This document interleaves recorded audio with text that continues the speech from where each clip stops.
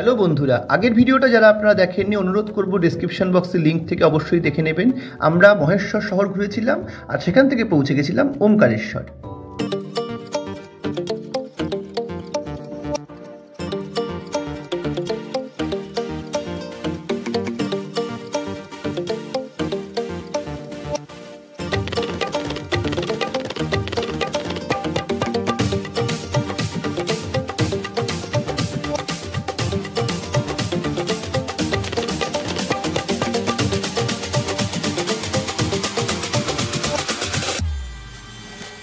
জায়গাটায় নেমেছি, এর নাম হচ্ছে মোটটাক্কা মোড়।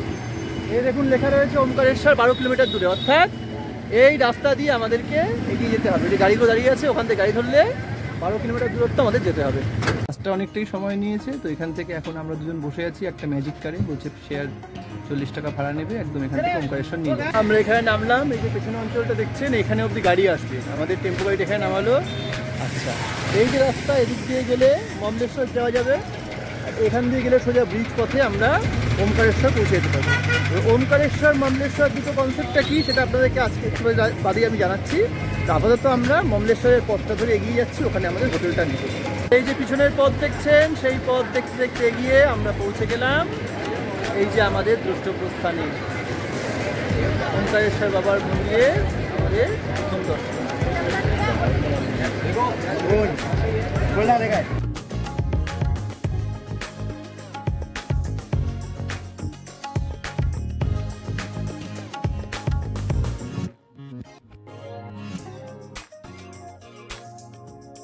আর এই যে ওপর দিয়ে ব্রিজ যেটা গিয়ে সংযুক্ত করেছে ওমকারেশ্বরের সঙ্গে মূল ভূখণ্ডকে, এই দেখুন এখানে রয়েছে গোমুখ ঘাট বলা হয়। কেন? গোমুখ থেকে জল প্রতিনিয়ত শিবলিঙ্গের ওপরে পতিত হচ্ছে, এই অঞ্চলটিকে বলা হয় গোমুখ ঘাট।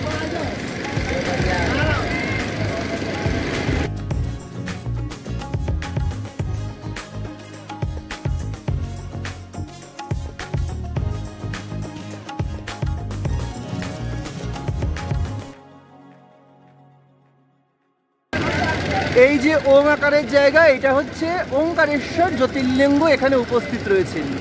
আর এই ব্রিজের সঙ্গে মূল ভূখণ্ডের সঙ্গে যে যুক্ত, এখানে রয়েছেন মূল ভূখণ্ডে মমলেশ্বর জ্যোতির্লিঙ্গ। এই মমলেশ্বর জ্যোতির্লিঙ্গ এবং ওমকারেশ্বর জ্যোতির্লিঙ্গ দুজনকে একত্রেই ওমকারেশ্বর জ্যোতির্লিঙ্গ বলে পুজো করা হয়। তাই জন্য দুজনকে দর্শন না করলে একসঙ্গে দর্শন অসম্পূর্ণ থাকে। যদিও পরদিন সকাল পর্যন্ত আমাদের অপেক্ষা করতে হয়নি, যেদিনকে এই মমলেশ্বর জ্যোতির্লিঙ্গ দর্শন করলাম সেদিনকেই রাত্রির বেলা, অর্থাৎ ওই দিনই আমরা ওমকারেশ্বর জ্যোতির্লিঙ্গকেও দর্শন করেছিলাম। আসুন সেই সব তথ্য আপনাদের সামনে তুলে ধরব। যখন সন্ধ্যা আরতি চলছিল মমলেশ্বর জ্যোতির্লিঙ্গে, অদ্ভুত একটা ঘটনা ঘটল। আমরা কয়েকজন দাঁড়িয়েছিলাম আর দরজাটা খুলে গেল, এত ভালো লাগছিল, যদিও পরে ভেতরেও প্রবেশ করলাম। একটু আগে নন্দী মহারাজের কাছে যখন আমরা প্রার্থনা করছিলাম দেখলাম পর্দা খুলে গেল, সেখান থেকে আমরা ভেতরে দর্শন করেছিলাম মমলেশ্বর মহারাজকে। এখন আমরা ভেতরে প্রবেশ করছি, আমরা লাইনটা দেখতে পাবেন সামনে, লাইন দিয়ে ভেতরে যাচ্ছি, ভেতরে গিয়ে দর্শন করব। অন্যান্য মন্দিরের থেকে লাইনটা অনেক কম এবং খুব সিস্টেমেটিক।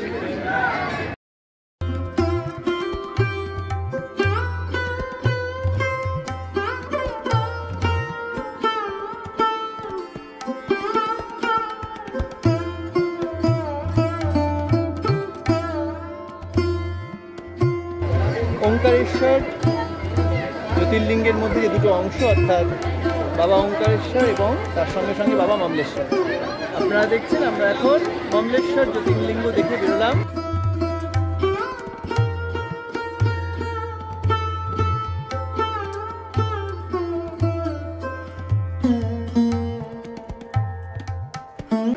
মমলেশ্বর জ্যোতির্লিঙ্গ দর্শন করে আমি ওমকারেশ্বরের পথে যাব। ঘটলো একটা নতুন ঘটনা। আমার এই কম দামি হাওয়াই চটি হয়তো ভুল করেই, অবশ্যই কেউ চুরি করবে না কখনোই, ভুল করে সেই চটিটা কেউ পরে চলে গেছে। এবার নিশ্চিতভাবে আমি তো আবার একটা অন্য লোকে চটি পরে চলে আসতে পারি না। এই ফলাফল হচ্ছে খালি পায়ে এখন যাওয়া আসা হবে। এরপর কোনো যদি দোকান পাই চটির, একটা চটি কিনে নেবো, নতুন একটা অভিজ্ঞতা হলো।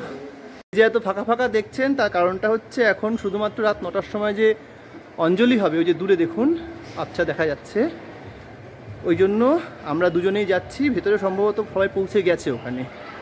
আর ভোরবেলা কালকে আবার এই পথ দিয়েই আমরা যাব, কারণ কালকে আগামীকাল সোমবার, এবং সোমবার কিন্তু নিশ্চিতভাবে প্রচণ্ড ভিড় হবে।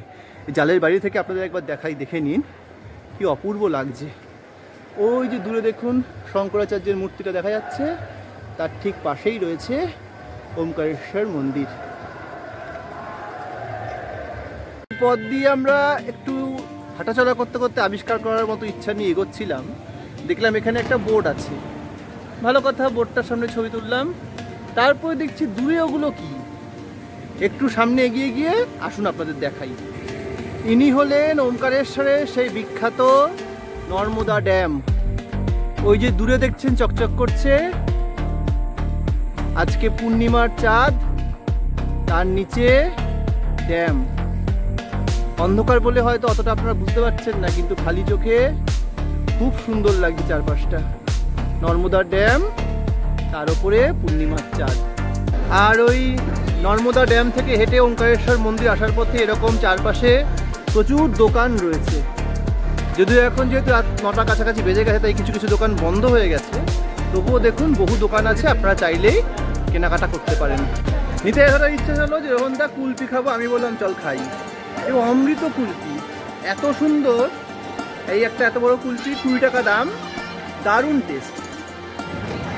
রাতের অন্ধকার অত ভালো হয়তো বোঝা যাচ্ছে না, আমরা এখন নর্মদা নদী পার করে ওমকারেশ্বর মন্দির যেদিকে সেদিকে যাচ্ছি। খুব সুন্দর রাস্তাটা। আমরা ওই দ্বীপটা ছিলাম, এখন দেখুন এই দিকটায় চলে এসেছি। প্রদক্ষিণ করতে করতে এই দেখুন সামনেই ওমকারেশ্বর মন্দির, সামনে রয়েছে ওমকার পার্বতীশ্বর মহাদেবের মূর্তি। দেখুন সম্ভবত রাত বলেই এত শীঘ্র এতটা আমরা এগিয়ে আসতে পারলাম, সকালবেলা হলে নিশ্চিতভাবে এতটা আসতে পারতাম না, মানে সময় লাগতো অনেকটা। এখানে দেখুন সুন্দর নন্দী মহারাজ রয়েছে, আর সামনে প্রবেশ করবো। গর্ভগৃহে ভিডিও করা বারণ, তাই সম্ভবত তুলতে পারবো না।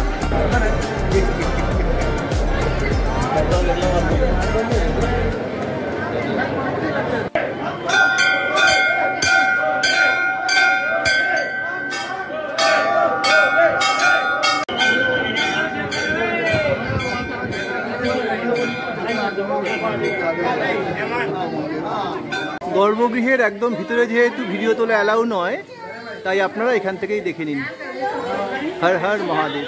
আজকে একই দিনে মমলেশ্বর জ্যোতির্লিঙ্গ এবং ওমকারেশ্বর জ্যোতির্লিঙ্গ দুজনকেই দর্শন করে আমরা এগিয়ে যাচ্ছি।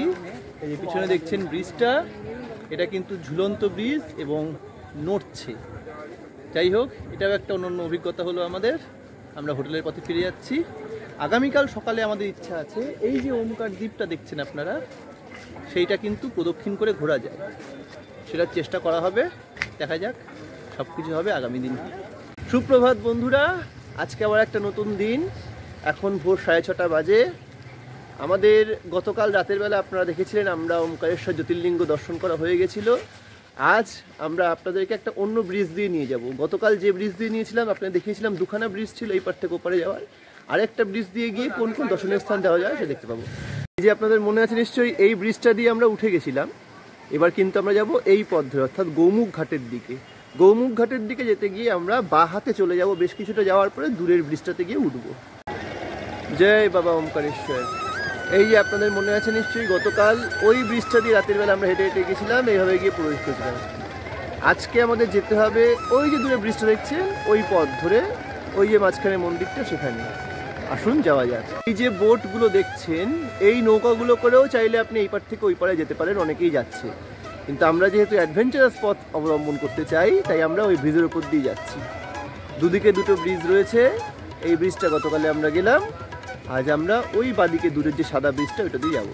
ওইখানে ছিলাম, ওই পথ দিয়ে সিঁড়ি পথে আমরা এইখানে এলাম। একটা বিষ্ণু মন্দির রয়েছে এখানে। দর্শন করার পর এই পথ থেকে বেরিয়ে এদিকে চলে যেতে হবে, কিন্তু তার আগে দেখুন এই জায়গাটা কি সুন্দর লাগছে এখান থেকে।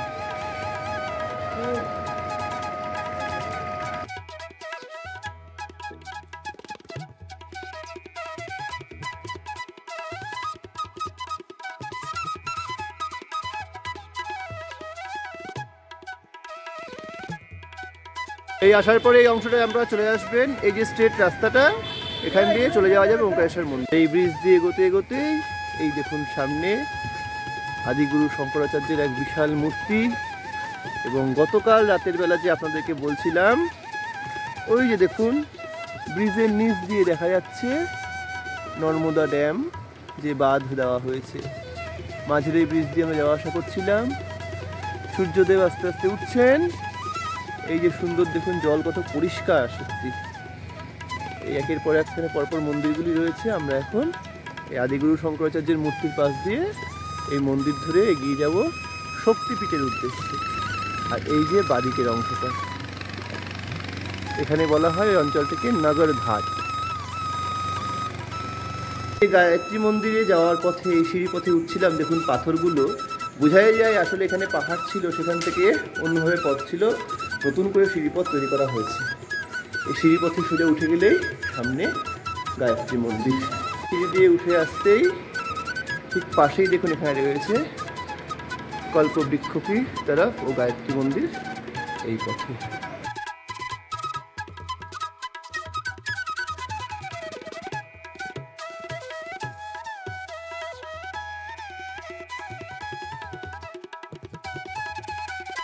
গায়ত্রী শক্তিপীঠ থেকে নেমে আসলে এই পথ ধরে যদি আপনি বাদিকে চলে যান, তাহলে চলে যাবেন ওমকারেশ্বর মন্দিরের দিকে। আর পরিক্রমা মার্গ যেটা, অর্থাৎ পরিক্রমা পথ, এই পথ দিয়ে আমরা এখন এদিক দিয়ে এগিয়ে যাবো সামনে বেশ কিছু মন্দির দর্শন করতে। আর এই যে এই পথ থেকে আসার পরেই এই দিকে গেলে দেখবেন একটা মন্দির রয়েছে, তার সঙ্গে সঙ্গে বলা রয়েছে আদিগুরু শঙ্করাচার্যজি কি প্রতিমা। এই পথ ধরে গেলেই আমরা এগিয়ে যাব আমাদের গন্তব্যের দিকে। ওই যে দূরে আদিগুরু শঙ্করাচার্যের মূর্তি অল্প অংশ দেখা যাচ্ছে। এই যে দ্বীপ অঞ্চলটাতে আমরা এসেছি, যেখানে ওমকারেশ্বর মন্দির রয়েছে, তাকে কিন্তু মানধাতা বলা হয়। এখানে এক পরিক্রমা মার্গ রয়েছে, আপনি চাইলে অবশ্যই পরিক্রমা করতে পারেন, কিন্তু যেহেতু আমাদের হাতে সময় খুব বেশি নাই, তাই যতটা সম্ভব পারছি আমরা যাচ্ছি। এই যে নিচের পথটা ধরে নিতেই এগিয়ে আসছে, আমিও এগিয়ে আসছি। এখন দেখাচ্ছি আপনাদের কোন পথে আমরা এগোচ্ছি। এই যে সিঁড়ি পথ ধরে আমরা এগিয়ে এলাম, গৌরী গোপীনাথ মন্দিরের উদ্দেশ্যে আমরা যাচ্ছি। আর কিছুটা গেলেই ওপরে রয়েছে সিঁড়ি। হয়তো খুব বেশি না, তবে দেখুন এতটাই চড়াই যে একটু হাত ধরে যাচ্ছে। বয়স্ক লোকজন আসলে কিন্তু কষ্ট হতে পারে। সিঁড়ি পথে এদিক থেকে এসেছি, এসে দেখছি এরকম চলার পথও রয়েছে, সম্ভবত গাড়িও যায়। এটা আপনারা একবার খোঁজ নিয়ে নেবেন, সেক্ষেত্রে সম্ভবত বয়স্ক মানুষদের খুব একটা কষ্ট হবে না। এদিক দিয়ে গেলে আদিগুরু শঙ্করাচার্যজির মূর্তি, আর এখান থেকে গেলেই সম্ভবত আমরা গোপীনাথ মন্দিরে পৌঁছে যাব।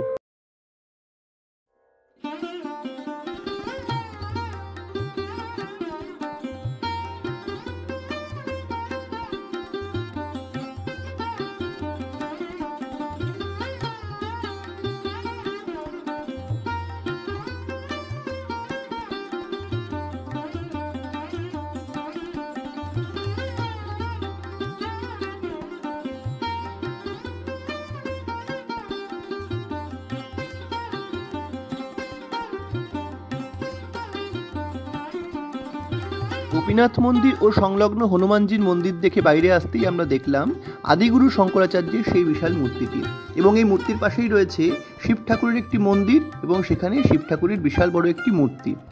আর আপনারা দেখতে পাচ্ছেন এই মন্দিরের ঠিক পাশ দিয়ে এই যে রাস্তাটা চলে গেছে, যদি এই পথটা ধরে আপনারা এগিয়ে যান, তাহলে পরিক্রমা মার্গ ধরে আপনারা এই দ্বীপটাকে ঘুরে দেখতে পারবেন, যাতে মোটামুটি 3 ঘন্টার কাছাকাছি সময় লাগবে। যেহেতু আমাদের হাতে অত সময় ছিল না, তাই আমরা এই মন্দিরটাকে দর্শন করেই ফিরে গেলাম। শিব মূর্তি আমরা দর্শন করলাম ভেতরে মন্দির, যদিও ক্যামেরা অ্যালাউ নাই তাই ছবি তুলিনি। তার ঠিক সামনেই রয়েছে মা রাজরাজেশ্বরী মন্দির, আমরা দর্শন করব।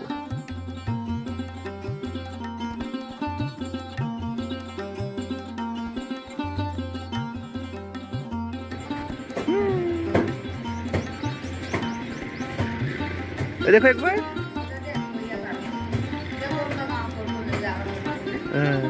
এখন যাওয়ার সময় খেয়াল করিনি, এই যে জলধারা দেখছেন এটাকে বলা হয় সহস্রধারা।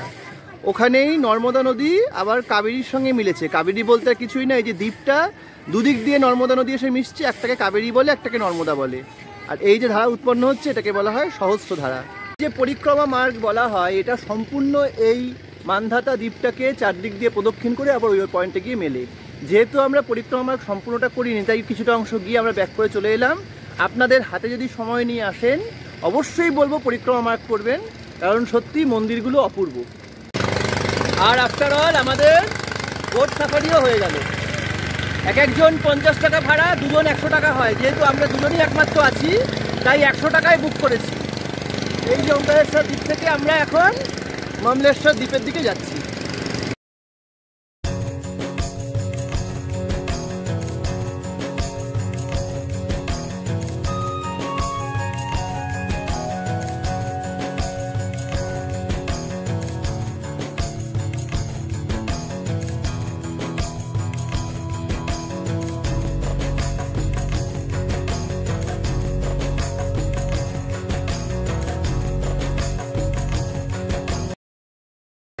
বোট থেকে নেমে এগিয়ে চলেছি, দেখুন একটু আগে কত ফাঁকা ছিল, এখন কত ভিড় হয়ে গেছে।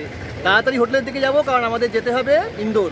ফেরার পথে আমরা আবার দর্শন করলাম মমলেশ্বর জ্যোতির্লিঙ্গ মন্দির, আর এদিক থেকে আমাদের হোটেলের পথে এবার এগিয়ে যাচ্ছি। প্রথমে ঠিক ছিল আমরা ইন্দোরে যাব, কিন্তু এই দাদা আমাদের বললেন আরও কিছু লোক আছে, আপনারা যদি 300 টাকা পার হেড দেন তাহলে এই প্রাইভেট কারটা করে আপনাদেরকে আমরা উজ্জয়িনে পৌঁছে যাব, যেখান থেকে মূলত ছিল আমাদের ট্রেনটা। সুতরাং আমরা আর অপেক্ষা করলাম না, আমরা উজ্জয়িন চলে গেলাম। বন্ধুরা, সকালবেলা ঠিক 8:30টার সময় আমরা বেরোলাম ওমকারেশ্বর থেকে, গাড়ি নিলাম এবং দুপুরবেলা 12:30টার মধ্যে পৌঁছে গেলাম উজ্জয়িনী। দারুণ চালিয়েছে গাড়িটা। আমাদের দুপুর 1:15টার সময় ট্রেন চলে আসবে, আমাদের পরবর্তী গন্তব্য কোথায় আপনাদের জানিয়ে দেব। আমাদের ট্রেন এখন এসে পৌঁছালো খাজুরাহো স্টেশনে। আগামীকাল ভোরবেলা 6টার সময় আমরা প্রয়াগরাজ পৌঁছাবো। এই প্রথম খাজুরাহো স্টেশনে পা রাখলাম, ভালোই লাগবে।